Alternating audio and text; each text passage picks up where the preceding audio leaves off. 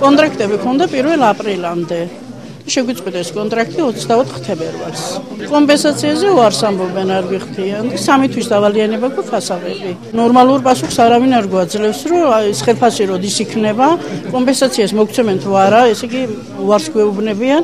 აქ არის პრობლემა ჯერ ეს ერთი განთავისუფლებული ადამიანებისა, დაახლოებით 700 კაცამდეა ასეთი, რომელთა ერთი ნაწილის აყვანას ამ ეტაპზევე ფიქრობს ახალი კომპანია, დაახლოებით 350-370 ადამიანამდე კვლავ დარჩება ამ წარმოებაში მათივე განცხადებით.